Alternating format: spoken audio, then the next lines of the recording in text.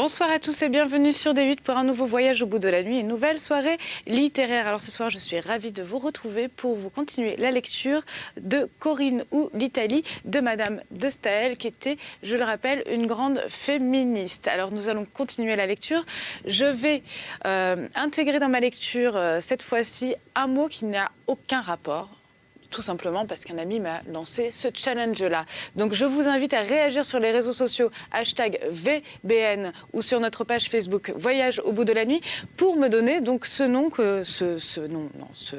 que j'aurai glissé dans ma lecture. J'espère qu'il vous fera rire d'ailleurs.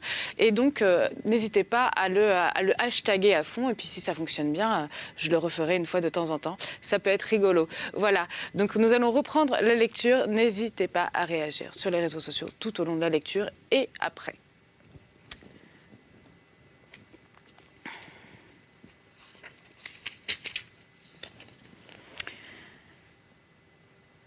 Le mont Esquilin était appelé le mont des poètes, parce que Mécène, ayant son palais sur cette colline, Horace, Properce et Tibulle y avaient aussi leur habitation. Non loin de là sont les ruines des thermes de Titus et de Trajan. On croit que Raphaël prit le modèle de ces arabesques dans les peintures à fresques des thermes de Titus. C'est aussi là qu'on a découvert le groupe de Laocoon. La fraîcheur de l'eau donne un tel sentiment de plaisir dans les pays chauds qu'on se plaisait à réunir toutes les pompes du luxe et toutes les jouissances de l'imagination dans les lieux où l'on se baignait. Les Romains y faisaient exposer les chefs-d'œuvre de la peinture et de la sculpture. C'était à la clarté des lampes qu'ils les considéraient, car il paraît, par la construction de ces bâtiments, que le jour n'y pénétrait jamais, et qu'on pouvait ainsi se préserver de ces rayons du soleil si poignants dans le midi. C'est sans doute à cause de la sensation qu'ils produisent que les anciens les ont appelés les dards d'Apollon. On pourrait croire, en observant les précautions extrêmes prises par les anciens contre la chaleur, que le climat était alors plus brûlant encore que de nos jours. C'est dans les thermes de Caracalla qu'étaient placés l'Hercule Farnèse, la Flore et le groupe de Dircée. Près d'Ostie, l'on a trouvé dans les bains de Néron l'Apollon, du Belvédère. Peut-on concevoir qu'en regardant cette noble figure, Néron n'ait pas senti quelques mouvements généreux? Les thermes et les cirques sont les plus genres. C'est pas ça le mot de hashtag. Là, je viens de trébucher, mais les thermes et les cirques sont les seuls genres d'édifices consacrés aux amusements publics dont il reste des traces à Rome. Il n'y a point d'autre théâtre que celui de Marcellus, dont les ruines subsistent encore. Pline raconte que l'on a vu 360 colonnes de marbre et 3000 statues dans un théâtre qui ne devait durer que peu de jours. Tantôt les Romains élevaient des bâtiments si solides qu'ils résistaient aux tremblements de terre. Tantôt, ils se plaisaient à consacrer des travaux immenses à des édifices qu'ils détruisaient eux-mêmes quand les fêtes étaient finies. Ils se jouaient ainsi du temps sous toutes les formes. Les Romains, d'ailleurs, n'avaient pas, comme les Grecs, la passion des représentations dramatiques. Les beaux-arts ne fleurirent à Rome que par les ouvrages et les artistes de la Grèce. Et la grandeur romaine s'exprimait plutôt par la magnificence colossale de l'architecture que par les chefs-d'œuvre de l'imagination. Ce luxe gigantesque, ces merveilles de la richesse, ont un grand caractère de dignité. Ce n'était plus de la liberté, mais c'était toujours de la puissance. Les monuments consacrés aux bains publics s'appelaient des provinces. On y réunissait les diverses productions et les divers établissements qui peuvent se trouver dans un pays tout entier. Le cirque, appelé Circus Maximus, dont on voit encore les débris touchés de si près au palais des Césars que Néron, des fenêtres de son palais, pouvait donner le signal des jeux. Le cirque était si grand, suffisamment pour contenir 300 000 personnes. La nation presque tout entière était amusée dans le même moment. Ces fêtes immenses pouvaient être considérées comme une sorte d'institution populaire qui réunissait tous les hommes pour le plaisir, comme autrefois ils se réunissaient pour la gloire. Le mont Quirinal et le mont Viminal se tiennent de si près qu'il est difficile de les distinguer. C'était là qu'existait la maison de Salluste et celle de Pompée. C'est aussi là que le pape a maintenant fixé son séjour. On ne peut faire un pas dans Rome sans rapprocher le présent du passé et les différents passés entre eux. Mais on apprend à se calmer sur les événements de son temps en voyant l'éternelle mobilité de l'histoire des hommes. Et l'on a comme une sorte de honte de s'agiter en présence de tant de siècles qui, tous, ont renversé l'ouvrage de leurs prédécesseurs. À côté des 7 collines, ou sur leurs penchants ou sur leurs sommets, on voit s'élever une multitude de clochers, des obélisques. La colonne Trajane, la colonne Antonine, la tour de Conti, d'où l'on prétend que Néron contempla l'incendie de Rome. Et la coupole de Saint-Pierre qui domine encore sur tout ce qui domine. Il semble que l'air soit peuplé par tous ces monuments qui se prolongent vers le ciel, et qu'une ville aérienne plane avec majesté sur la ville de la terre. En rentrant dans Rome, Corinne fit passer Oswald sous le portique d'Octavie, de cette femme qui a si bien aimé et tant souffert. Puis ils traversèrent la route scélérate, par laquelle l'infâme Tullie a passé, foulant le corps de son père sous les pieds de ses chevaux. On voit de loin le temple élevé par Agrippine en l'honneur de Claude, qu'elle a fait empoisonner. Et l'on passe enfin devant le tombeau d'Auguste, dont l'enceinte intérieure sert aujourd'hui d'arène au combat des animaux. Je vous ai fait parcourir bien rapidement, dit Corinne à Lord Nelvil, quelques traces de l'histoire antique. Mais vous comprendrez le plaisir qu'on peut trouver dans ces recherches à la fois savantes et poétiques qui parlent à l'imagination comme à la pensée. Il y a dans Rome beaucoup d'hommes distingués dont la seule occupation est de découvrir un nouveau rapport entre l'histoire et les ruines. Je ne sais point d'étude qui captiva davantage mon intérêt, reprit Lord Nelvil, si je me sentais assez calme pour m'y livrer. Ce genre d'érudition est bien plus animée que celle qui s'acquiert par les livres. On dirait que l'on fait revivre ce qu'on découvre et que le passé reparaît sous la poussière qui l'a enseveli. Sans doute, dit Corinne, et ce n'est pas un vain préjugé que cette passion pour les temps antiques. Nous vivons dans un siècle où l'intérêt personnel semble le seul principe de toutes les actions des hommes. Et quelle sympathie, quelle émotion, quel enthousiasme pourrait jamais résulter de l'intérêt personnel. Il est plus doux de rêver à ces jours de dévouement, de sacrifice et d'héroïsme qui pourtant ont existé et dont la terre porte encore les honorables traces. Chapitre 6. Corinne se flattait en secret d'avoir captivé le cœur d'Oswald, mais comme elle connaissait sa réserve et sa sévérité, elle n'avait point osé lui montrer tout l'intérêt qu'il lui inspirait. Quoiqu'elle fût disposée par caractère à ne point cacher ce qu'elle éprouvait. Peut-être aussi croyait-elle que, même en se parlant sur des sujets étrangers à leurs sentiments, leur voix avait un accent qui trahissait leur affection mutuelle, et qu'un aveu secret d'amour était peint dans leur regard et dans ce langage mélancolique et voilé qui pénètre si profondément dans l'âme constipée. Un matin, lorsque Corinne se préparait à continuer ses courses avec Oswald, elle reçut un billet de lui, presque cérémonieux, qui lui annonçait que le mauvais état de sa santé le retenait chez lui pour quelques jours. Une inquiétude douloureuse serra le cœur de Corinne.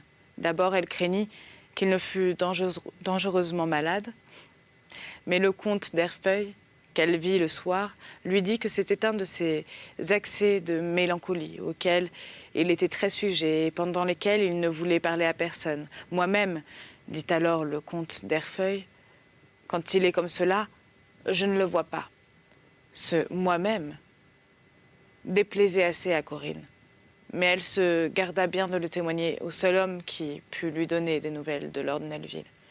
Elle l'interrogea, se flattant qu'un homme aussi léger, du moins en apparence, lui dirait tout ce qu'il savait. Mais tout à coup, soit qu'il voulut cacher par un air de mystère qu'Oswald ne lui avait rien confié, soit qu'il crut plus honorable de refuser ce qu'on lui demandait que de l'accorder, il opposa un silence imperturbable à l'ardente curiosité de Corinne. Elle qui avait toujours eu de l'ascendant sur tous ceux à qui elle avait parlé, ne pouvait comprendre pourquoi ses moyens de persuasion étaient sans effet sur le comte d'Herfeuil. Ne savait-elle pas que l'amour-propre est ce qu'il y a au monde de plus inflexible? Quelles ressources restait-il donc à Corinne pour savoir ce qui se passait dans le cœur d'Oswald? Lui écrire. Tant de mesures est nécessaire en écrivant. Et Corinne était surtout aimable par l'abandon et le naturel. 3 jours s'écoulèrent, pendant lesquels elle ne vit point lord Nelvil et fut tourmentée par une agitation mortelle. « Qu'ai-je donc fait, se dit-elle, pour le détacher de moi? Je ne lui ai point dit que je l'aimais, je n'ai point eu ce tort si terrible en Angleterre et si pardonnable en Italie. L'a-t-il deviné? Mais pourquoi m'en estimerait-il moins? Oswald ne s'était éloigné de Corinne que parce qu'il se sentait trop vivement entraîné par son charme. Bien qu'il n'eût pas donné sa parole d'épouser Lucile Edgermond, il savait que l'intention de son père avait été de la lui donner pour femme, et il désirait s'y conformer. Enfin, Corinne n'était point connue sous son véritable nom et menait depuis quelques années une vie plutôt beaucoup trop indépendante. Un tel mariage n'eût point obtenu, lord Nelvil le croyait, l'approbation de son père. Et il sentait bien que ce n'était pas ainsi qu'il pouvait expier ses torts envers lui. Voilà quels étaient ses motifs pour s'éloigner de Corinne. Il avait formé le projet de lui écrire en quittant Rome, ce qui le condamnait à cette résolution. Mais comme il ne s'en sentait pas la force, il se bornait à ne pas aller chez elle, et ce sacrifice, toutefois, lui parut, dès le second jour, trop pénible. Corinne était frappée de l'idée qu'elle ne reverrait plus Oswald, qu'il s'en irait sans lui dire adieu. Elle s'attendait à chaque instant à recevoir la nouvelle de son départ, et cette crainte exaltait tellement son sentiment qu'elle se sentit saisie tout à coup par la passion, par cette griffe de vautour sous laquelle le bonheur et l'indépendance succombent. Ne pouvant rester dans sa maison, où lord Nelvil ne venait pas, elle errait quelquefois dans le jardin de Rome, espérant le rencontrer. Elle supportait mieux les heures pendant lesquelles, se promenant au hasard, elle avait une chance quelconque de l'apercevoir. L'imagination ardente de Corinne était la source de son talent. Mais pour son malheur, cette imagination se mêlait à sa sensibilité naturelle. Et la lui rendait souvent très douloureuse. Le soir du 4e jour de cette cruelle absence, il faisait un beau clair de lune, et Rome est bien belle pendant le silence de la nuit. Il semble alors qu'elle n'est habitée que par ces illustres ombres. Corinne, en revenant de chez une femme de ses amies, oppressée par la douleur, descendit de sa voiture et se reposa quelques instants près de la fontaine de Trévi, devant cette source abondante qui tombe en cascade au milieu de Rome, et semble comme la vie de ce tranquille séjour. Lorsque pendant quelques jours cette cascade s'arrête, on dirait que Rome est frappée de stupeur. C'est le bruit des voitures que l'on a besoin d'entendre dans les autres villes. À Rome, c'est le murmure de cette fontaine immense qui semble comme l'accompagnement nécessaire à l'existence rêveuse qu'on y mène. L'image de Corinne se peignit dans cette onde si pure qu'elle porte depuis plusieurs siècles le nom de l'eau virginale. Oswald, qui s'était arrêté dans le même lieu, peu de moments après, aperçut le charmant visage de son ami qui se répétait dans l'eau. Il fut saisi d'une émotion tellement vive qu'il ne savait pas d'abord si c'était son imagination qui lui faisait apparaître l'ombre de Corinne, comme tant de fois elle lui avait montré celle de son père.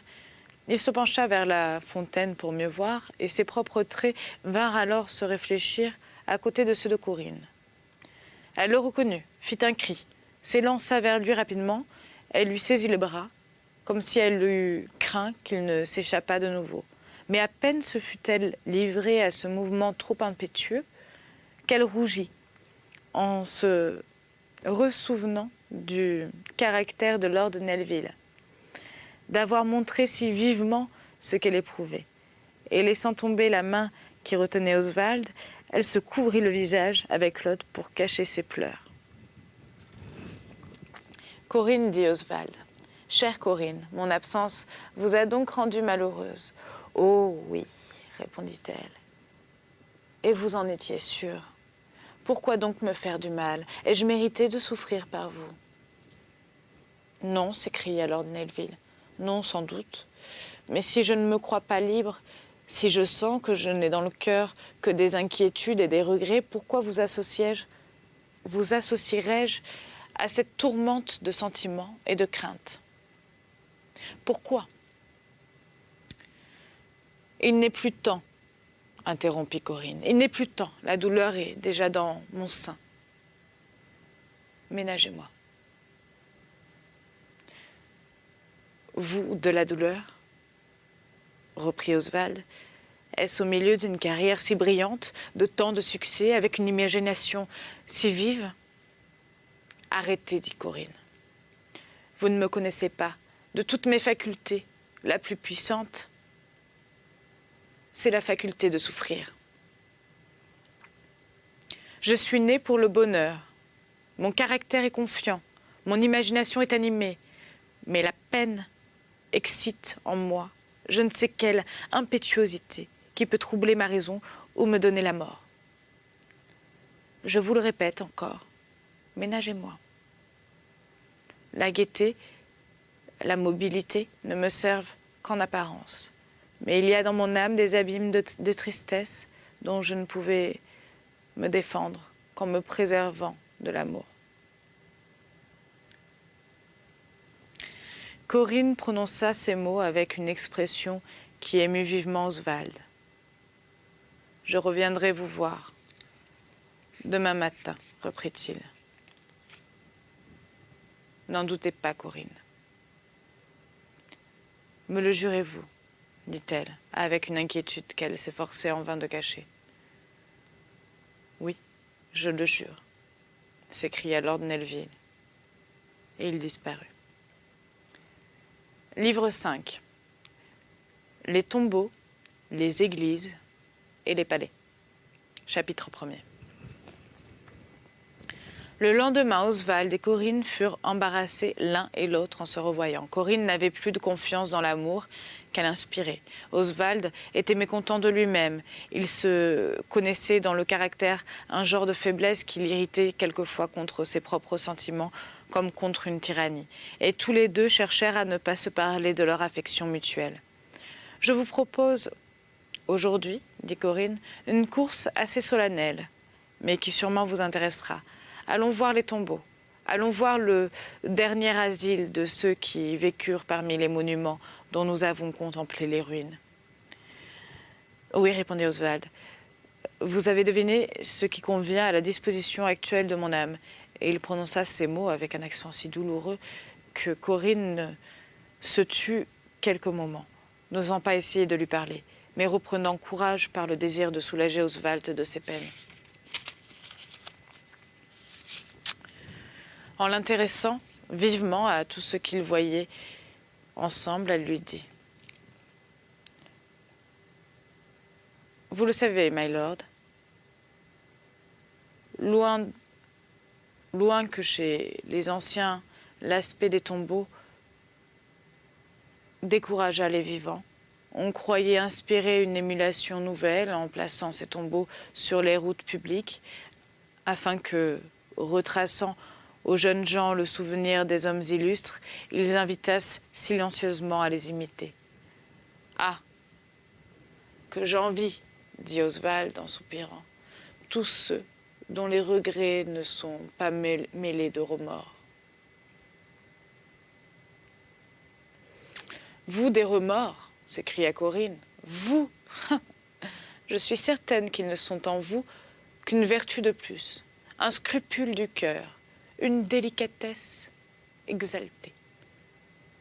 Corinne, Corinne, n'approchez pas de ce sujet, interrompit Oswald. Dans votre heureuse contrée, les sombres pensées disparaissent à la clarté des cieux, mais la douleur qui a creusé jusqu'au fond de notre âme ébranle à jamais toute notre existence.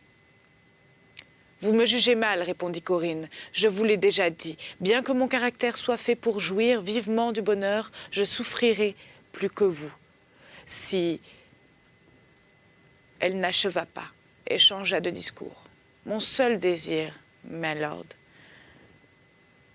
continua-t-elle, c'est de vous distraire un moment. Je n'espère rien de plus. La douceur de cette réponse toucha Lord Nelvil, et voyant une expression de mélancolie dans les regards de Corinne, naturellement si plein d'intérêt et de flamme, il se reprocha d'attrister une personne née pour les impressions vives et douces, et s'efforça de l'y ramener.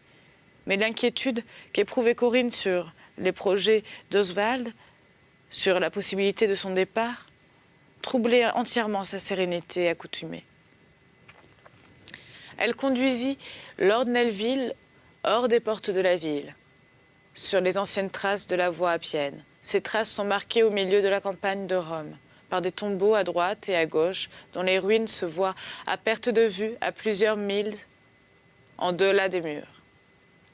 Les Romains ne souffraient pas qu'on ensevelît les morts dans l'intérieur de la ville. Les tombeaux seuls des empereurs y étaient admis.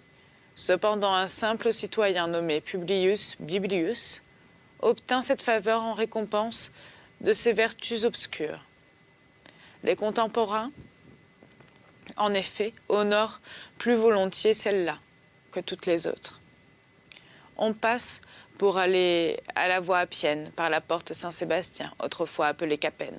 Cicéron dit qu'en sortant par cette porte, les tombeaux qu'on aperçoit, les premiers sont ceux des Metellus, des Scipions et des Servilius. Le tombeau de la famille des Scipions a été trouvé dans ces lieux mêmes et transporté depuis au Vatican. C'est presque un sacrilège de déplacer les cendres, d'altérer les ruines. L'imagination tient de plus près qu'on ne croit à la morale. Il ne faut pas l'offenser. Parmi tant de tombeaux qui frappent les regards, on place des noms au hasard, sans pouvoir être assuré de ce qu'on suppose.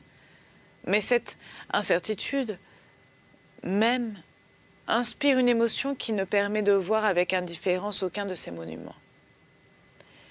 Il en est dans lesquels des maisons de paysans sont pratiquées, car les Romains consacraient un grand espace à des édifices assez vastes, à l'urne funéraire de leurs amis ou de leurs concitoyens illustres. Et ils n'avaient pas cet aride principe d'utilité qui fertilise quelques coins de terre de plus, en frappant de stérilité le vaste domaine du sentiment et de la pensée. On voit à quelque distance de la voie appienne un temple élevé par la République à l'honneur et à la vertu. Un autre au Dieu, qui a fait retourner Hannibal sur ses pas. La fontaine d'Égérie, ou Numa, allait consulter la divinité des hommes de bien, la conscience interrogée dans la solitude. Il semble qu'autour de ces tombeaux, les traces seules des vertus subsistent encore. Aucun monument des siècles du crime ne se trouve à côté des lieux où reposent ces illustres morts. Ils se sont entourés d'un honorable espace où les plus nobles souvenirs peuvent régner sans être troublés. L'aspect de la campagne autour de Rome a quelque chose de singulièrement remarquable. Sans doute c'est un désert car il n'y a point d'arbres ni d'habitation, mais la terre est couverte de plantes naturelles que l'énergie de la végétation renouvelle sans cesse. Ces plantes parasites se glissent dans les tombeaux, décorent les ruines et semblent là seulement pour honorer les morts. On dirait que l'orgueilleuse nature a repoussé tous les travaux de l'homme depuis que les Cincinnatus ne conduisent plus la charrue qui sillonnait son sein. Elle produit des plantes au hasard, sans permettre que les vivants se servent de sa richesse. Ces plaines incultes doivent déplaire aux agriculteurs, aux administrateurs, à tous ceux qui spéculent sur la terre et veulent l'exploiter pour les besoins de l'homme. Mais les âmes rêveuses, que la mort occupe autant que la vie, se plaisent à contempler cette campagne de Rome, où le temps présent n'a imprimé aucune trace. Cette terre qui chérit ses morts et les couvre avec amour, des inutiles fleurs, des inutiles plantes qui se traînent sur le sol et ne s'élèvent jamais assez pour se séparer des cendres qu'elles ont l'air de caresser. Voilà, c'est ainsi que se termine donc cette lecture. J'espère que vous avez passé un agréable moment et que peut-être vous avez donc trouvé le petit mot que j'ai glissé dans ma lecture qui n'avait donc rien à voir avec ma lecture. Donc n'oubliez pas de le mettre en hashtag. J'essaierai de le placer dans mes prochaines lectures de ce livre et on verra si vous avez été assez attentif pour le trouver. J'espère que vous avez passé une bonne soirée. Je vais vous laisser avec une petite citation. Comprendre, c'est pardonner. Voilà, bonne soirée.